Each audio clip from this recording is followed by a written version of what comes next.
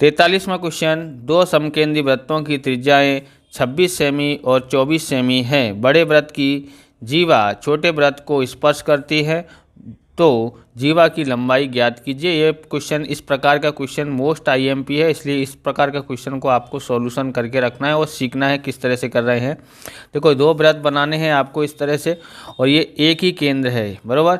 अब ये जीवा बनानी है जो छोटे वृत्त को यहाँ पर स्पर्श कर रही है, और इसकी ये त्रिज्या, बड़े वृत्त की त्रिज्या ये है जो कितना है 26 है। आप यहाँ पर समझेंगे बड़ा कौन है, तो इनमें से ये बड़ा है ना, तो इसलिए ये बड़े वृत्त की त्रिज्या 26 हो गई, और छोटे वृत्त की त्रिज्या यानी ये है यहाँ से यहाँ तक, तो ये 24 सेमी है। तो यहाँ पर लिखते हैं, तो पी बी बराबर बड़े वृत्त की त्रिज्या, बड़े वृत्त की त्रिज्या जो कि कितनी है 26 सेमी है। ओके, अब ये है ए पी एम, ये क्या है, तो छोटे वृत्त की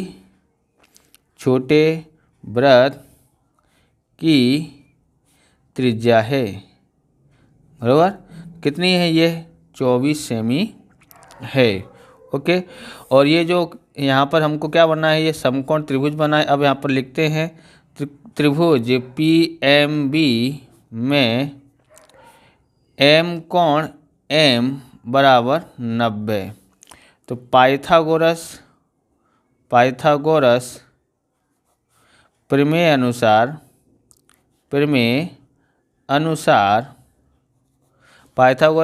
के अनुसार क्या करेंगे, क्या होता है, कर्ण का वर्ग, यानी कि समकोण के सामने वाली भुजा होती है वो कर्ण है, तो पी बी स्क्वायर, बाकी दो भुजाओं का वर्ग, एक ये भुजा और एक ये भुजा, तो क्या नाम है इसका, पी एम है प्लस पी एम बी है, एम बी। ओके, ये एम बी है। अब हम लोग को क्या करना है, ये हमको दिया है कितना है 26 का वर्ग करते हैं, ये हमको दिया है 24 का वर्ग करते हैं, और एम बी हमको पता नहीं है। उसके बाद हम लोग 26 का वर्ग करते हैं तो 676 होता है, और इसका होता है 576, 24 का वर्ग 576 प्लस एम बी स्क्वायर, 676 ये इधर आता है तो माइनस का 576 बराबर M B square. Okay, M B square घटाते हैं तो एम बी स्क्वायर बराबर कितना आता है, इसमें से इसको घटाते हैं तो 100 आता है। एम बी ज्ञात करना तो वर्गमूल करना पड़ेगा, तो वर्गमूल करते हैं तो इसका 100 का वर्गमूल 10 आता है, तो एम बी मतलब कितना आया है 10 आया है। अब आपको क्या समझना है, तो ये जो है वो ए बी के बीच में आया है, तो एम यह है ए बी का मध्य बिंदु है, मध्य बिंदु है तो यानी समझ लो कि यहाँ से यहाँ तक जितना कीमत है वही यहाँ से यहाँ तक होगा। तो अब यहाँ से यहाँ तक कितना होगा, तो वो ज्ञात करना है। जैसे कि हमको ए बी ज्ञात करना है, तो हम क्या लिखेंगे 2 गुणा एम बी। अब 2 गुणा एम बी कितना है, तो 10 है, इसलिए ए बी बराबर कितना होता है 10 दूनी 20। ए बी बराबर कितना आया है 20 सेमी आया है। तो हम यहाँ पर लिखते हैं इस प्रकार जीवा की लंबाई बराबर 20 सेमी है ना। आप इस प्रकार के वीडियो देखना चाहते हैं तो डिस्क्रिप्शन में आपको एसएस और मैथ का सॉल्यूशन देखने को मिलेगा, वहां से आप देख सकते हो। चैनल पर नए हैं, चैनल को सब्सक्राइब करें, और हिंदी मीडियम के एकमात्र चैनल को आपके सपोर्ट की ज़रूरत है, तो आप अपनी ताकत दिखाएं, हिंदी मीडियम की ताकत दिखाएं, इस चैनल को बड़ा बनाएं। चलो आगे देखते हैं। दिया है यहाँ पर 44वां क्वेश्चन है, सिद्ध कीजिए कि किसी वृत्त के परिगत समांतर चतुर्भुज समचतुर्भुज होता है। परिगत बोला हो तो इस समझ लें कि वृत्त के बाहर जो चतुर्भुज बनाना है, अंतर्गत बोला होता है तो वृत्त के अंदर चतुर्भुज बनाते हैं। तो यहाँ पर हम लोग लिखते हैं, सबसे पहले यहाँ जैसे लिखेंगे दिया है कि इसमें क्या बोला है कि चतुर्भुज जो ए बी सी डी चतुर्भुज का नाम है, एक समांतर चतुर्भुज है, बराबर। चतुर्भुज यह है ओ केंद्र ओ केंद्र वाले वृत्त के परिगत है, परिगत है। तो यहाँ पर देखोगे तो ये वृत्त है जिसका नाम है ABCD है, और ये यहाँ पर केंद्र है, तो यहाँ केंद्र का नाम क्या है, O है। ओके, उसके आगे देखते हैं, हमको सिद्ध करना है।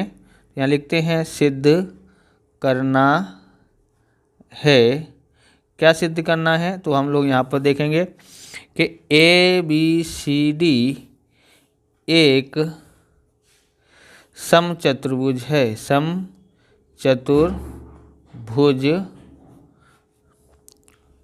है, बराबर। अब उत्तर में यहाँ पर लिखते हैं सिद्ध करना, यानी कि उपपत्ति लिख देते हैं, उपपत्ति या प्रमाण है वो करना है। तो हम क्या लिखेंगे, प्रमेय 10.1 के अनुसार सिद्ध करना है। किसके अनुसार, 10.1 के अनुसार सिद्ध करना है।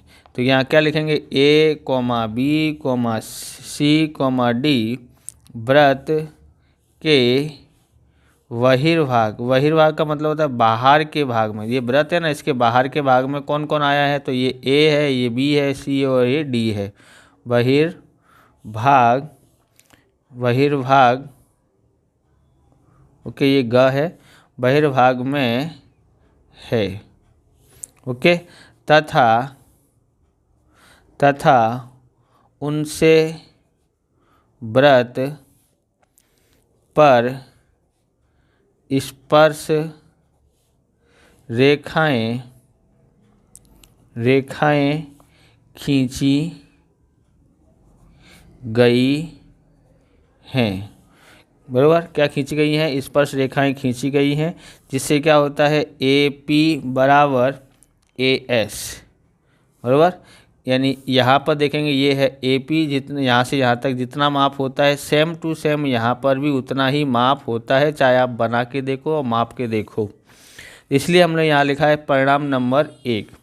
इसी तरह से हमने ये दोनों एक कोना समान लिया है।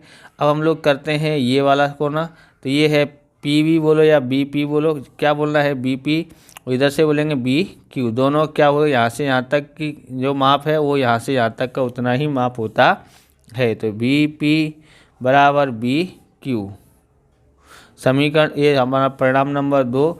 अब ये वाला कोना संभालते हैं, तो ये वाला जितना माप है उतना ही यहाँ से होगा। अब यहाँ से बोलना है CQ बराबर CR, यानी कि CR बराबर CQ होता है। परिणाम नंबर 3, अब ये वाला कोना संभालते हैं, तो इधर क्या है D, तो DR बराबर क्या होता है DS, DR बराबर DS होता है। ये परिणाम नंबर 4 है। ओके, तो हमारे 4 परिणाम ज्ञात कर लिए हैं। अब हमको क्या करना है, तो अब हम AB प्लस CD जोड़ते हैं, यानी AB और CD को जोड़ते हैं। तो यहाँ पर ध्यान से समझना है, AB ये आकृति है, तो यहाँ इसमें देखना AB ये लिखा है ना, AB में यानी कि यहाँ से यहाँ तक प्लस यहाँ से यहाँ तक इस तरह से लिखेंगे, यानी AP प्लस PB, बराबर। AP में मतलब यहाँ पर क्या बोलते हैं, 2 भुजाएं बनती है, एक यहाँ से यहाँ तक और एक यहाँ से यहाँ तक, तो हमने दोनों लिख दी है। अब हमको CD देखना है, तो CD में देखेंगे एक यहाँ से यहाँ तक, यानी BQ और CQ, ये 2 भुजाएं हैं। तो यहाँ पर लिखेंगे BQ प्लस CQ, इस तरह से हमने लिखा है। ओके, सॉरी यहाँ पर क्या है CD है, तो CD पे देखेंगे ये है CD, बराबर। यहाँ है CR और DR और DR होता है, तो इसकी जगह पर क्या आएगा CR और DR, CR प्लस DR होता है। अब हम लोग आगे समझेंगे क्या करना है। अब हमको क्या करना है, यहाँ पर AP मैं एक बार लिख देता हूँ जिससे आपको पता पड़े यहाँ पर, बराबर। ये लाइन मैंने वापस लिख दिया, आपको एक ही बार लिखना है। अब यहाँ पर देखेंगे AP बराबर क्या है, तो AS है, AP की जगह पर AS। PB बराबर क्या है, तो PB बराबर क्या है, यानी कि ये PB लिखा है यानी कि BP, यानी यही है, इसकी जगह पर क्या लिखा है BQ प्लस CR बराबर क्या है CQ है, और DR बराबर क्या है DS है। बस हमको ऐसे लिख देना है। परिणाम नंबर 1 2 3 4 पर से हमने ये लिया है। ओके, अब आपको यहाँ पर समझना है कि AS प्लस BQ बराबर क्या होता है। AS प्लस BQ तो यहाँ से समझेंगे। AS कहाँ है, तो ये है AS है ना, और फिर क्या है BQ, तो यहाँ से BS, तो यहाँ पर कोई मेल नहीं खा रहा है तो हमको क्या रखेंगे AS बराबर, और इसके साथ क्या होता है ये है AS और यहाँ पर DS है, यहाँ पर हाँ है, यहाँ पर लिख देते हैं DS, इसके साथ में DS का मेल होगा और इन दोनों का मेल हो जाएगा क्या है BQ प्लस CQ। ओके, अब हम यहाँ से देखेंगे, अब यहाँ पर समझो आकृति पर से AS जो दिया है ना, AS प्लस DS ये दिया है ना, AS प्लस DS क्या होता है, तो ये होता है AS प्लस DS, यानी कौन सी भुजा हुई, तो AD भुजा हुई है। तो यहाँ लिखते थे इसका कीमत कितना आया है AD प्लस, इन दोनों जोड़ते हैं तो देखो यहाँ पर लिखा है BQ और यहाँ से है CQ, तो कौन सी भुजा बनी है, तो BC भुजा बनी है। तो यहाँ पर हम लोग लिखते हैं BC। तो AB प्लस CD क्या ज्ञात किया, तो हम लोग AB प्लस CD जोड़ा तो AD प्लस BC प्राप्त होता है, प्राप्त हुआ है।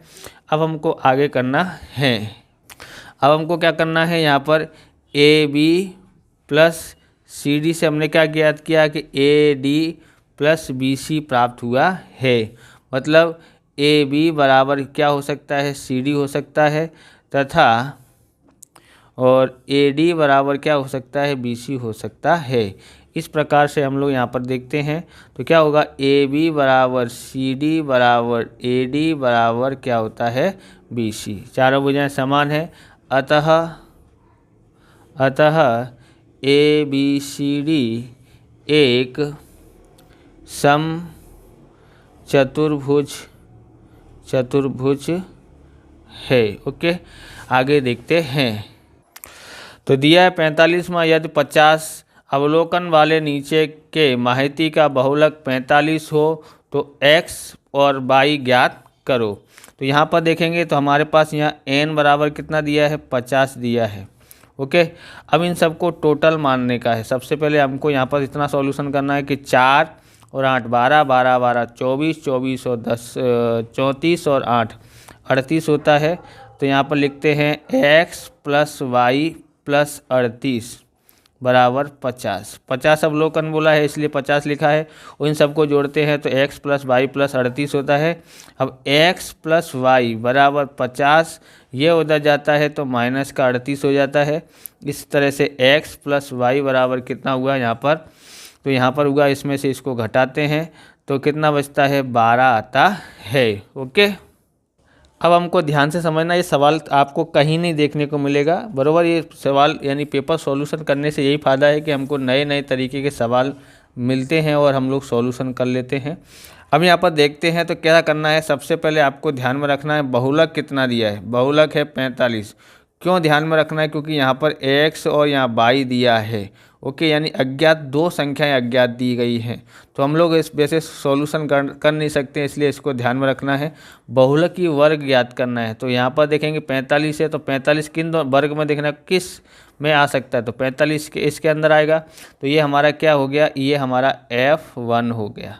इसके आगे वाले को क्या बोलते हैं, F0, इसके पीछे वाले को F2, बस हमको प्राप्त हो गया है। अब यहाँ पर हम लोग सब लिख देते हैं। ओके, यहाँ से करते हैं, क्या लिखते हैं, हमारे पास क्या है, F1 कितना है, तो 12 है, और F2 कितना है, 10 है, और F0 कितना है, तो हमारे पास यहाँ पर x है। अब आपको क्या करना है, यहाँ पर L ज्ञात करना है। L कितना है, तो इसके आधा सीमा या निचली सीमा कितनी है, 40 है, तो ये 40 हो गया है। अब आपको H ज्ञात करना है, यानी कितने का अंतर है, देखो इसमें से इसको घटाते हैं तो कितना होता है, 10 का अंतर होता है। अब हमको क्या करना है, सब मिल गया है। अब Z बराबर क्या होता है, L plus F1 minus F0, same to same यहाँ पर 2F1 F0 माइनस F2 कोष्टक में ये H। L बराबर कितना है, तो L बराबर हमारे पास कितना है, तो L बराबर हमारे पास है 40 प्लस F1 कितना है, तो F1 है 12, और F0 कितना है, तो F0 है 10। यहाँ पर लिखते हैं 2 और यहाँ पर कितना है 1, कितना है यहाँ पर 12 है, और 0 ये है F0 10 है, और F2 कितना है तो F2 है F0 सॉरी यहाँ पर F0 कितना है x है, कितना है x, F0 कितना है x, यहाँ भी x आ जाता है, और F2 कितना है तो F2 हमारे पास है यहाँ पर 10 है, तो यहाँ 10 लिखते हैं, और h कितना है 10 है। ओके, हमने ज्ञात कर लिया है, आगे देखते हैं। और यहाँ पर देखो कितना दिया है ये 45, तो यहाँ पर 45 लिखना है। अब यहाँ पर देखते हैं तो 45 ये इधर आ जाता है तो माइनस का हो जाता है, यहाँ क्या बनता है 12 का गुणा इससे कर देते हैं, तो यानी कि इससे हम लोग बाद में कर लेंगे, है ना। अब यहाँ पर देखो कितना होता है 12 दूनी 24, और यहाँ पर x और यहाँ पर माइनस का 10 गुणा में 10 दिया है। ओके, अब यहाँ पर कितना बचता है, यहाँ पर बचता है 5 बराबर, यहाँ क्या होता है 12 माइनस x, और यहाँ हो जाता है 24 में से 10 घटाते हैं तो 14 माइनस x आता है। कितना आता है 14 माइनस x गुणा 10। अब ध्यान से समझना है कि ये यहाँ पर है, ये इधर आ जाता है तो इसके साथ में गुणा में आ जाता है। ओके, अब ये यहाँ पर 12 माइनस x है, गुणा में 10 दिया है, गुणा करते हैं 14 पंजे 70, और इसका इससे गुणा किया, अब इससे करते हैं तो 5x आ जाता है। कितना आता है 5x बराबर, अब 10 का गुणा 12 से करते हैं तो 120, इसका गुणा इससे करते हैं तो माइनस का 10x आ जाता है। अब यहाँ पर माइनस 5x है, इसको इधर लेके आएंगे तो प्लस का 10x हो जाएगा, यहाँ 120 ये उधर जाता है तो माइनस का 70 हो जाता है। यहाँ कितना अलग अलग निशान है तो घटाएंगे तो 5x आता है, बड़ी संख्या प्लस की इसलिए प्लस में आएगा, इधर भी घटाना पड़ेगा तो यहाँ कितना आता है 50। इस तरह से x बराबर 50, ये कहाँ जाता है इसके भाग में, इस तरह से x बराबर 5 ढाई के 50, x बराबर 10 आ जाता है। हमने शुरुआत में क्या ज्ञात किया था कि x प्लस वाई बराबर हमने 12 ज्ञात किया था, है ना, ज्ञात किया था ना शुरुआत में ही। अब x की जगह पर हमने 10 लिख दिया है और y की जगह पर 22, तो यहाँ पर 12 लिखा है, तो y बराबर 12 ये उधर जाता है तो माइनस का, यानी y बराबर कितना आ जाता है 2 आ जाता है। इस तरह से हमने अज्ञात संख्या x और y ज्ञात किया है, 10 और 2 आता है। तो 46वां क्वेश्चन है हमारे पास यहाँ पर, एक बच्चे के पास ऐसा पासा है कि जिससे फलकों पर निम्नलिखित अक्षर अंकित हैं। ए यानी एक पे है ABCDE लिखा है, 6 पासे पर कितने अंक हैं 6 बराबर, 6 में से कितना है 2 बार A आया है, बाकी सब एक एक बार आया है। तो यहाँ पर लिखते हैं कुल परिणाम हमारे पास यहाँ कितने हैं, तो कुल परिणाम हमारे पास 6 हैं, 1 2 3 4 5 6। ओके, अब यहाँ पर लिखते हैं सबसे पहले क्या लिखा है 1 घटना ए क्या लिखा है ए प्राप्त हो बराबर, घटना ए के परिणाम कितने हैं, ए कितनी बार है यहाँ पर तो 2 बार है, इसलिए परिणाम कितने हैं 2। PA बराबर घटना ए के परिणाम बट्टे में कुल परिणाम घटना ए के परिणाम कितने हैं तो 2 हैं यहाँ पर, और कुल परिणाम कितने हैं 6, काट देते हैं 2 1 2 2 3 6। हम दूसरा ज्ञात करते हैं, यहाँ पर डालते क्या है, यहाँ पर लिखा है डी प्राप्त हो, तो यहाँ लिखते हैं घटना बी डी प्राप्त हो। ओके, तो हम लोग यहाँ पर देखेंगे क्या लिखेंगे, यहाँ पर घटना बी के परिणाम